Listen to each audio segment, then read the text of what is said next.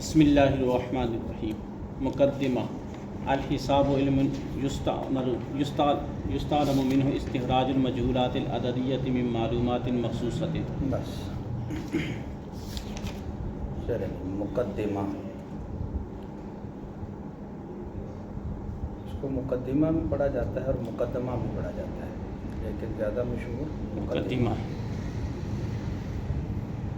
اور دوسری بات یہ ہے کہ اس کو آپ موقوف بھی پڑھ سکتے ہیں مقدمہ، اور مرفوع بھی پڑھ سکتے ہیں۔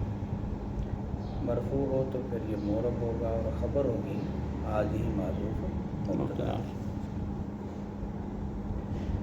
یہ جو مقدمہ ہے یہ لفظ ماخوذ ہے مقدمۃ الجیش سے، اور مقدمۃ الجیش اس چھوٹے لشکر کو کہتے ہیں جو بڑے لشکر سے آگے آگے ہوتا ہے، اور اس کا مقصد یہ ہوتا ہے کہ یہ بڑے لشکر کی مدد کرے گا۔ کیسے کہ بڑا لشکر کہاں آ کر پڑاؤ کرے گا، دشمن سے یہ چھوٹا لشکر بڑے لشکر کو بچاتا ہے، یعنی کہاں پڑاؤ کرے گا جہاں ساری سہولیات موجود ہوں، پانی ہو، وہاں دشمن حملہ نہ کر سکے، دشمن سے وہ محفوظ مقام ہو۔ تو یہ مقدمۃ الجیش بڑے لشکر کے لیے چونکہ معاون اور معاون ہوتا ہے، اسی طریقے سے یہ جو مقدمہ ہے کتاب کے اندر ہوتا ہے یہ بھی معاونت کرتا ہے، یہ بھی مدد کرتا ہے، ٹھیک ہے نا۔ اس وجہ سے یہ اس مقدمۃ الجیش سے اس کو محفوظ کیا گیا جی۔ ہے۔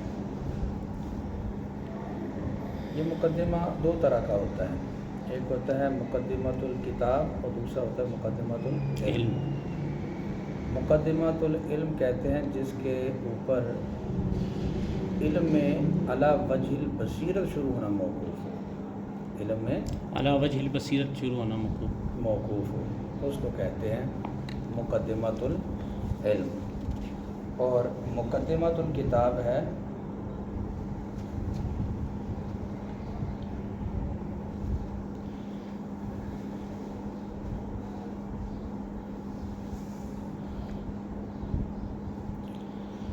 اور مقدمۃ الکتاب کہتے ہیں طائفۃ من الکلام، کلام کا وہ گروہ جس کو مقصود سے مقدم کیا گیا ہو، اس کا مقصود کے ساتھ ربط اور تعلق ہو، اور مقصود میں شروع ہونے کے لیے وہ نافع ہو، مقصود میں شروع ہونے کے لیے وہ نافع ہو، اس کو کہتے ہیں مقدمۃ الکتاب۔ مقدمۃ العلم معنی ہے اور مقدمۃ الکتاب الفاظ، ایک فرق تو یہ آ گیا جی۔ دوسرا فرق یہ سمجھیں کہ مقدمۃ جو ہوتا ہے علم، اس کے اندر ایک تصور ہوتا ہے اور دو تصدیقات ہوتی ہیں، ایک تصور اور دو تصدیقات۔ تصور ہوتا ہے اس شے کا تعریف، اور دو تصدیقات، ایک ہوتی ہے موضوع کی موضوعیت کی تصدیق جی، اور دوسرا بیان حاجت کی تصدیق، بیان حاجت کی تصدیق۔ یہ تین چیزیں ہوتی ہیں مقدمۃ العلم کے اندر۔ اور مقدمۃ الکتاب کے اندر ایسی کلام ہوتی ہے کہ اس کلام کا مقصود کے ساتھ ربط اور تعلق ہوتا ہے، اس کو مقصود سے مقدم کیا جاتا ہے کیونکہ اس کا مقصود کے ساتھ ربط ہے، اور مقصود میں شروع ہونے کے لیے وہ نفع مند ثابت ہوتی ہے کلام، ٹھیک ہے۔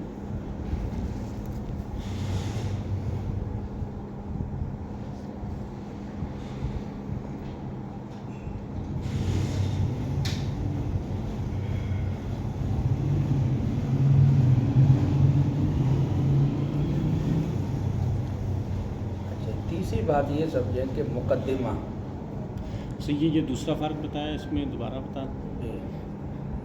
مقدمۃ الکتاب اور مقدمۃ العلم ہے۔ اس سے مقدمۃ العلم کا تو سمجھ آ گیا کہ اس میں ایک تصور اور دو تصدیقات ہوتی ہیں۔ ہاں، یہ اور مقدمۃ الکتاب یہ الفاظ ہوتے ہیں، جی، کلام ہوتی ہے، الفاظ ہوتے ہیں، اور یہ ایسی کلام ہوتی ہے جس کو مقصود سے پہلے ذکر کیا جاتا ہے کیونکہ اس کا مقصود کے ساتھ ربط اور تعلق ہوتا ہے، اور مقصود میں شروع ہونے کے لیے یہ فائدہ دیتا ہے۔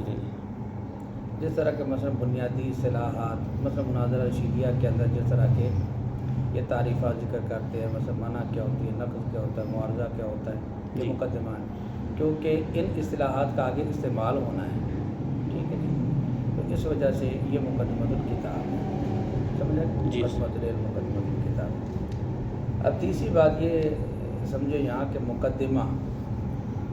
مقدمہ یہ تقدیم سے مشتق ہے، اور تقدیم کا معنی ہوتا ہے آگے کرنا، تو مقدمہ کا معنی ہوگا آگے کرنے والا، آگے کرنے والا۔ سوال ہوتا ہے یہ آگے کرنے والا تو نہیں ہے جی، بلکہ یہ تو آگے خود ہوا ہے، جی خود آگے ہے نا مقصود، جی جی، آگے یہ کرنے والا تو نہیں۔ اس کے دو جواب ہیں۔ پہلا جواب یہ ہے کہ یہ تقدیم بمعنی تقدم سے مشتق ہے، یعنی ہے یہ باب تفعیل لیکن یہ بمعنی تقدم سے، تفاعل سے مشتق، ٹھیک ہے، تفاعل کے معنی میں ہے۔ تو اب اس کا معنی ہوگا آگے ہونے والا، آگے ہونے والا۔ دوسرا اس کا جواب یہ ہے کہ یہ اپنے باب پر ہی ہے، یعنی باب تفعیل پر ہی ہے، معنی اس کا آگے کرنے والا ہے۔ تو اب یہ آگے کرنے والا ہے اس طالب علم کو جس نے مقدمہ پڑھا ہے، اس طالب علم پر جس نے مقدمہ نہیں پڑھا، ٹھیک ہے جی، کیونکہ جس نے مقدمہ پڑھا ہے جی تو وہ کیا ہوگا، وہ مقدم ہوگا، اس کو یہ مقدمہ آگے کر دے گا اس سے کہ جس نے نہیں پڑھا۔ ہاں، کہ جس طالب علم نے مقدمہ پڑھا ہے تو وہ آگے جو کتاب کے مقاصد آئیں گے ان کے اندر اس کو تقدم حاصل ہوگا اس طالب علم پر کہ جس نے مقدمہ نہیں پڑھا، ٹھیک ہے۔ اچھا، ایک بات یہ پچھلی کے اندر بات یہ کرنی ہے کہ یہ مقدمہ کون سا ہے؟ تو یہ مقدمۃ العلم ہے، کیونکہ اس کے اندر علم حساب کی تعریف ہے اور موضوع کا بیان ہے، اور یہ مقدمۃ الکتاب بھی ہو سکتا ہے کیونکہ اس کے اندر آگے ایسی کلام آ رہی ہے کہ جو مقاصد کے اندر نافع وہ ہے عدد کی، خاص طور پر جو تقسیم اقسام ہے یہ والی، ٹھیک ہے۔ چلے جی، مقدمہ الحساب علم یستعلم۔ مقدمہ کے اندر مصنف چار چیزیں بیان کریں گے۔ پہلی چیز علم حساب کی تعریف، دوسری چیز علم حساب کا موضوع، اور تیسری چیز ہوگی کہ موضوع کی تعریف، یعنی علم حساب کا جو موضوع ہے مطلب عدد، اس کی تعریف۔ نمبر 4 عدد کی تقسیمات آئیں گی، اور ایک نمبر 5 بھی آئے گی، وہ ہے ارقام، عدد کے ارقام۔ یہ 5 چیزیں مقدمہ کے اندر ہیں۔ اب پہلی چیز علم حساب کی تعریف۔ علم حساب کی کیا تعریف کی ہے؟ العلم یستعلم منہ استخراج المجہولات العددیۃ من معلومات مخصوصہ۔ یہ ہے الحساب، علم یستعلم منہ استخراج المجہولات العددیۃ من معلومات مخصوصہ، ٹھیک ہے جی۔ علم حساب وہ علم ہے کہ جس علم سے مجہولات عددیہ کو معلومات مخصوصہ سے استخراج کا طریقہ جانا جاتا ہے، استخراج کا طریقہ جانا جاتا ہے، ہاں، یعنی کہ معلومات مخصوصہ سے مجہولات عددیہ کو کیسے نکالا جائے گا، ٹھیک ہے جی۔ تو ایسا علم جس سے ہمیں یہ طریقہ حاصل ہو کہ ہم مجہولات عددیہ کو معلومات مخصوصہ سے کیسے نکالیں گے، اس کو کہا جاتا ہے علم حساب۔ مجہولات عددیہ، معلومات مخصوصہ، دیکھیں اعداد 2 طرح کے ہیں۔ یہ معلومات مخصوصہ سے بھی مراد اعداد ہیں، یعنی کہ معلومات سے یعنی اعداد معلومہ، اعداد معلومہ۔ اب تعریف کا مطلب یہ ہوگا کہ اعداد معلومہ سے اعداد مجہولہ کو نکالنے کا طریقہ جس علم سے معلوم ہوتا ہے اس کو کہا جاتا ہے علم حساب۔ مثال کے طور پر دیکھیں 4 اور 5 یہ 2 عدد ہمیں معلوم ہیں، یہ 2 عدد ہمیں معلوم، 4 بھی معلوم اور 5 بھی معلوم ہے، یہ ہوگی معلومات مخصوصہ ہمارے پاس، ٹھیک ہے۔ اب ہم نے ان معلومات مخصوصہ سے ایک تیسرا عدد معلوم کرنا جو کہ ہمیں مجہول ہے، وہ تیسرا عدد ہے ان کا حاصل جمع، وہ ہمیں مجہول ہے، معلوم نہیں ہے، ٹھیک ہے جی۔ تو وہ آئے گا 9، ٹھیک ہے جی۔ اچھا، اب یہ 9 کیسے حاصل ہوا یہ علم حساب بتائے گا، یہ علم حساب ہوتا ہے. اسی طرح مثال کے طور پر ہمارے پاس ہے 9، اس کی ہم نے جذر معلوم کرنی ہے، اس کی ہم نے جذر معلوم کرنی ہے. تو یہ ہمارے پاس ایک عدد معلوم ہے. جی. اس عدد معلوم سے ہم نے ایک عدد مجہول کو حاصل کرنا ہے، ایک عدد مجہول کو حاصل کرنا ہے. تو علم حساب بتائے گا کہ اس معلوم عدد سے مجہول عدد کو کیسے حاصل کیا جائے گا. اس کی جذر آئے گی 3. اب یہ 3 پہلے کیا ہے؟ مجہول ہے. ٹھیک ہے. علم حساب نے ہمیں بتایا کہ یہ 9 کی جذر وہ کتنی آتی ہے؟ 3 آتی ہے. سمجھ آ گئی بات؟ جی. تو علم حساب وہ علم ہے کہ جس کے ذریعے ہمیں اعداد معلومہ سے اعداد مجہولہ کا استخراج معلوم. ٹھیک ہے جی. اعداد معلومہ سے اعداد مجہولہ کا استخراج معلوم. 2 طرح کے اعداد ہیں، معلوم اور مجہول. تو معلوم اعداد سے ہمیں مجہول عدد حاصل ہو جائے، جس علم کے ذریعے اس علم کو کہا جاتا ہے علم حساب. علم حساب کہا جاتا ہے. ٹھیک ہے جی. چلے جائیں. وہ موضوع العدد الحاصل کرنے اس کا مقدمہ. الحساب، حساب علم ایسا علم ہے یستعلم منہ جس سے جانا جاتا ہے استخراج مجہولات عددیہ کا استخراج معلومات مخصوصہ سے.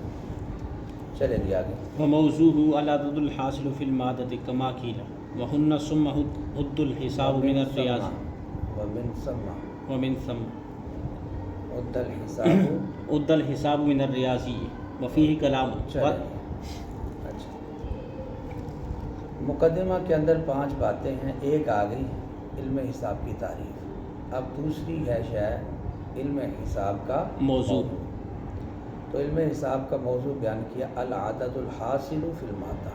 العدد الحاصل فی المادہ، مطلق عدد نہیں بلکہ وہ عدد جو مادہ کے اندر حاصل. مادہ جسم، جی، یعنی کہ جو جسم میں پایا جائے عدد. جی، یہ عدد علم حساب کا موضوع ہے. مطلق عدد کہ وہ جسم میں پایا جاتا ہے یا جسم میں نہیں پایا جاتا، وہ علم حساب کا موضوع نہیں ہے، بلکہ وہ عدد جو جسم میں پایا جائے. مثلا جسم میں کیا ہے؟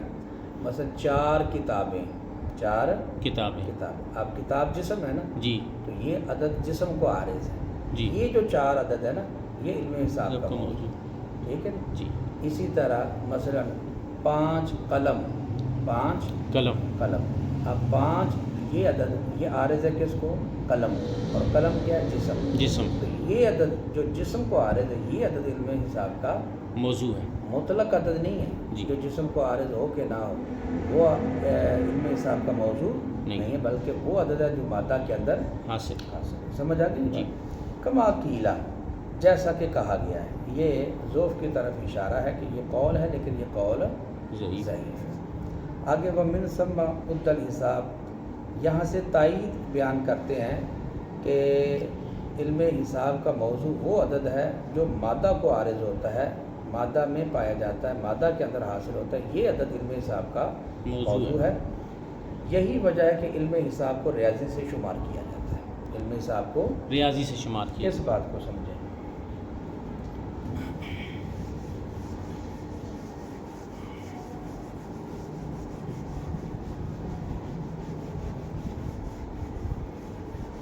علم حساب ریاضی سے کیسے ہے؟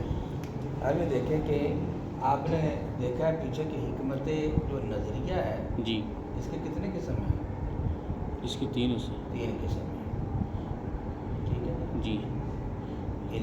الہیہ اور ریاضی اور نظریہ اور طبیعیہ. اچھا، علم الہی یہ وہ علم ہوتا ہے جس کے اندر ایسی موجودات خارجیہ کے احوال سے بحث ہوتی ہے جو نہ تحقق میں مادے کی طرف محتاج ہیں نہ تعقل. جی.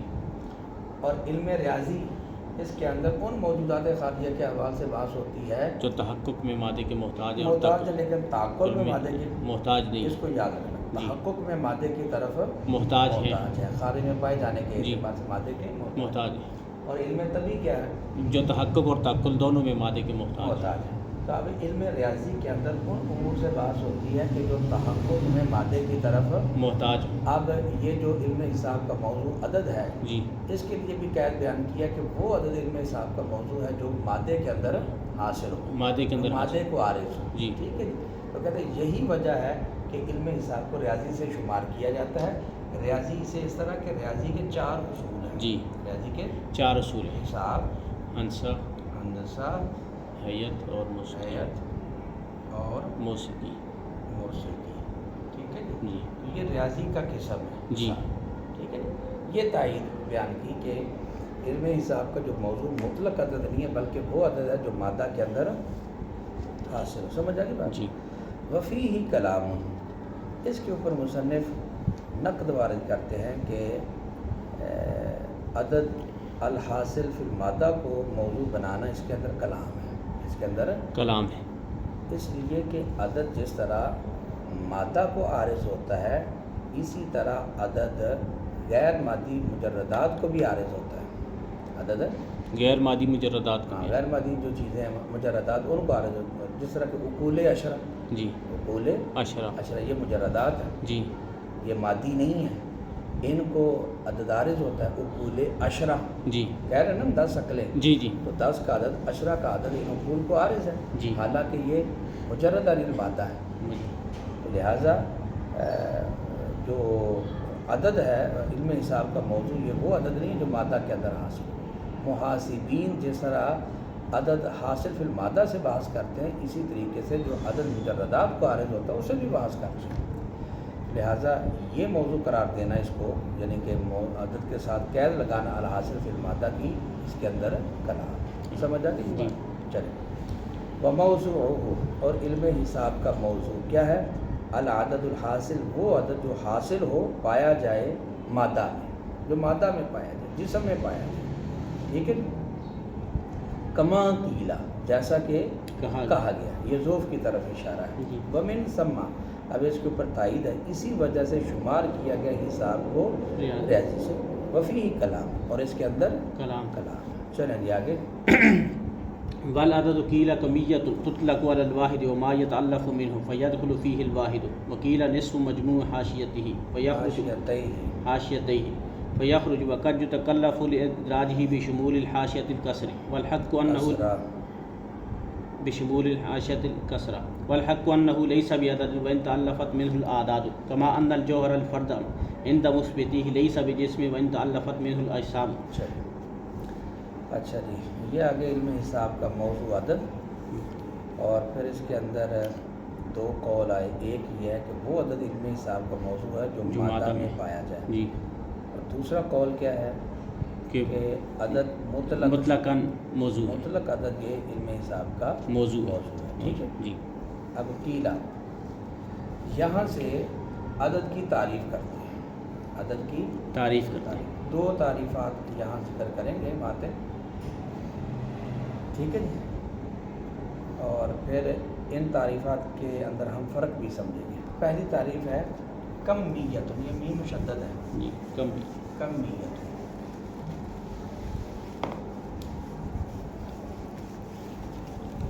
دیکھیے جی،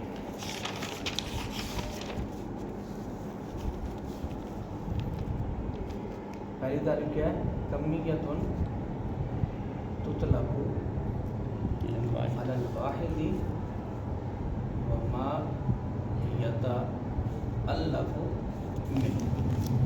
یتعلق منہ. دیکھیے کمیت کا معنی کیا ہے؟ مقدار ہے. جی. عدد وہ مقدار ہے کہ جس کا واحد پر اور جو واحد سے مرکب ہے ان کے اوپر اطلاق ہوتا ہے. عدد وہ مقدار ہے جس کا واحد پر اور واحد سے جو مرکب. واحد سے کیا مرکب ہے؟ اثنان، ثلاثہ، اربع، خمسہ الی آخری، یہ سب یہ واحد سے مرکب ہے. جی. تو یہ تعریف یہ ہو گئی کہ یہ وہ مقدار ہے جس کا واحد پر اطلاق کیا جاتا ہے. جی. اور جو واحد سے مرکب ہے ان پر اطلاق کیا جاتا ہے. سمجھ آ گئی بات؟ اب یہ جو تعریف ہے یہ تعریف واحد پر بھی سچی آتی ہے. یہ تعریف واحد پر بھی، واحد بھی عدد ہے کیونکہ واحد مقدار ہے. جی. ٹھیک ہے جی. مقدار ہے جس کا کہا نا کہ وہ مقدار ہے جس کا واحد پر اطلاق ہوتا ہے. تو واحد مقدار ہے. جی. ٹھیک ہے. اس کے اوپر یعنی کہ اس کا عدد کا اطلاق کیا جاتا ہے. یہ ایک مقدار ہے، اس کا واحد پر اطلاق کیا جاتا ہے اور جو واحد سے مرکب ان پر اطلاق کیا جاتا ہے. لہٰذا اس تعریف کے مطابق واحد بھی عدد ہے، اثنان بھی عدد ہے، ثلاثہ بھی عدد ہے، الی آخری یہ سارے اعداد ہیں. جی ٹھیک ہوگی بات. دوسری ایک اور تعریف کی ہے، وہ ہے نصف مجموعی حاشیتئی. نصف مجموع حاشیتئی. یہ پہلی اور دوسری. نصف مجموعی حاشیتئی. حاشیتئی. ٹھیک ہے جی. یعنی عدد وہ ہوتا ہے جو اپنے حاشیتین کے مجموع کا نصف ہو. اپنے حاشیتین کے مجموع کا نصف. حاشیتین، حاشیہ کہتے ہیں طرف کو. جی. یعنی کہ جو اپنے طرفوں کے مجموع کا نصف. یعنی ہم اس کی طرفوں کو جمع کریں، جی. پھر اس کی ہم تنصیب کریں، نصف نکالیں، جی. تو وہ عدد نکلا ہے. جی. وہ عدد نکلا. مثال کے طور پر 4 ہے. اب 4 کی 2 طرفیں ہیں. ایک ہے طرف حاشیہ سفلی. حاشیہ سفلی وہ ہوتا ہے جو قلت کی جانب ہوتا ہے، وہ ہے 3. دوسرا ہے حاشیہ علیہ، یہ وہ ہوتا ہے جو کثرت کی جانب ہوتا ہے. یعنی 4 سے اوپر 3 ہے اور نیچے کیا ہے 5 ہے. 5. سمجھ آ رہی بات؟ جی. اچھا، اب ان دونوں کو جمع کرو. آپ 5 اور 3 کو جمع کیا کتنا ہے؟ 8. 8 کا نصف کرو 4. تو یہ 4.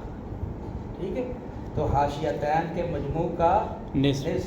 جی. سمجھ آ گئی بات؟ اسی طرح مثلا اور کر لیں. 21 کا حاشیہ سفلی کیا ہے؟ حاشیہ سفلی 20 ہے. 20. اور حاشیہ علیہ 22. ان دونوں کو جمع کرو کتنا ہے؟ 41. 41 کے 42. 42. اب 42 کا آپ نصف نکالو. 21 ہو گئے. جی. ٹھیک ہے. تو یہ تعریف ہے. اس طرح سے 2 بھی یعنی پھر عدد میں ہوگا 3 اور یہ 2 سمجھ آ گیا نا. 2 بھی عدد ہے، 3 بھی عدد ہے، 4 بھی عدد، سارے 2 کا صحیح. پھر یہ جو تعریف ہے، یہ واحد پر سچی نہیں ہے. یہ تعریف واحد پر سچی نہیں ہے. واحد عدد نہیں، باقی سارے اعداد ہیں، سب پر سچی آتی ہے. جی. واحد عدد کیوں نہیں ہے؟ جی. اس لیے کہ اس کا حاشیتین ہی نہیں ہے. جی. جی. اس لیے کہ اس کا حاشیتین ہی نہیں ہے. اس کا ایک حاشیہ تو ہے، حاشیہ علیہ. جی 2 ہے. 2. لیکن حاشیہ سفلی اس کا نہیں ہے. جی. کیونکہ وہ 0 ہے، 0 ہے. ایک یہ 0 اور یہ. جی. اب حاشیہ جو سفلی وہ اس کا ہے ہی نہیں. ٹھیک ہے جی.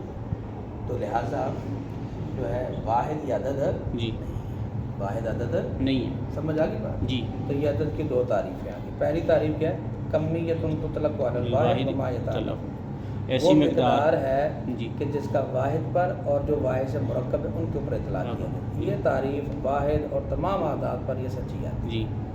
دوسری تعریف کیا ہے کہ نصف مجموعی حاشیتئی. عدد وہ ہوتا ہے جو اپنی طرفین کے مجموع کا نصف ہو. جی. یہ جو تعریف ہے یہ واحد پر سچی نہیں آتی. جی. چلیں ترجمہ کریں. والعدد اور عدد قیلا کہا گیا کمیتن. کیا ہے؟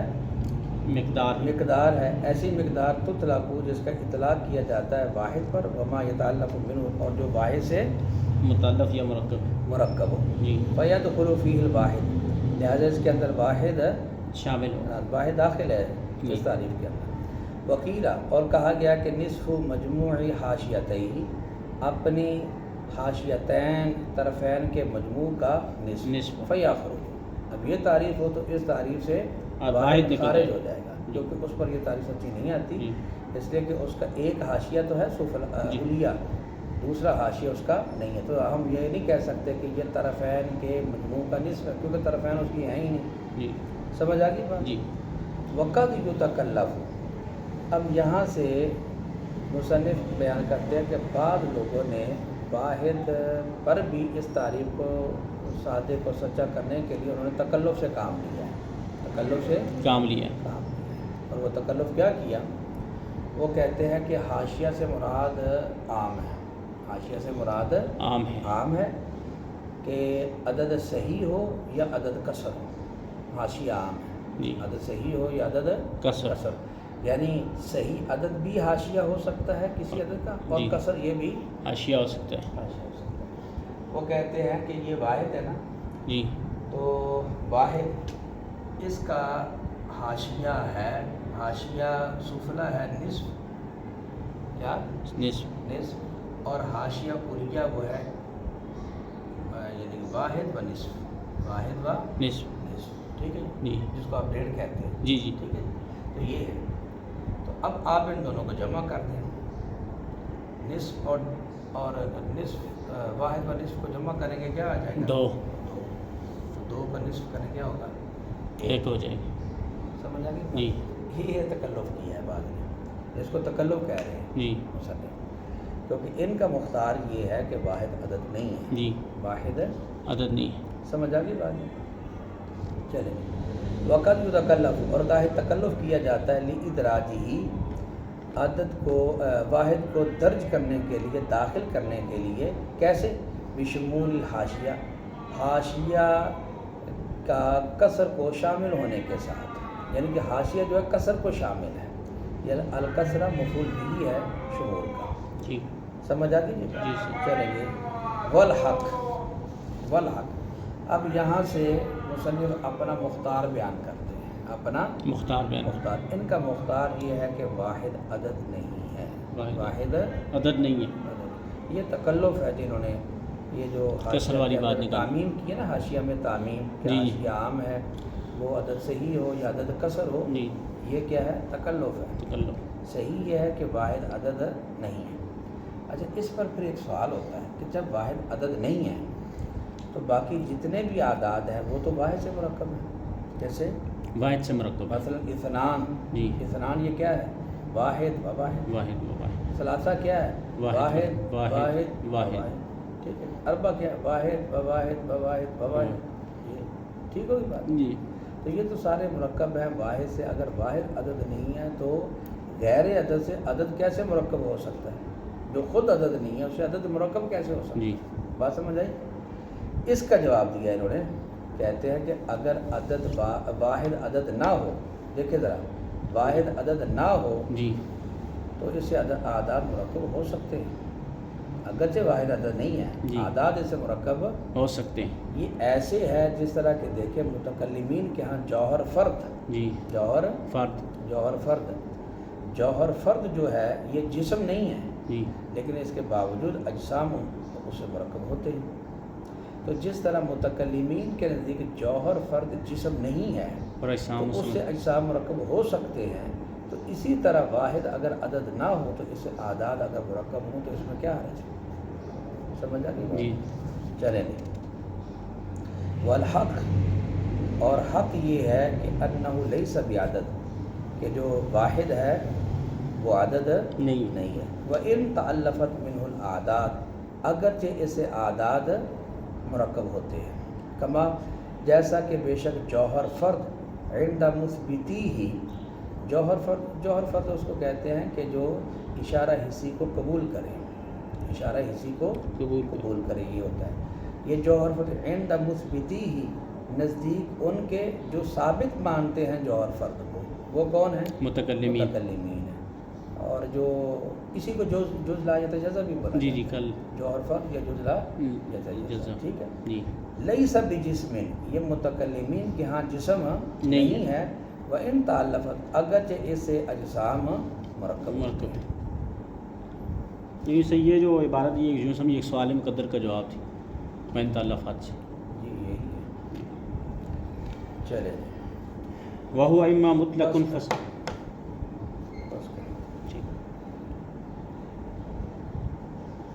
اتنا جو آپ کو سنبھال سکیں. جی سر.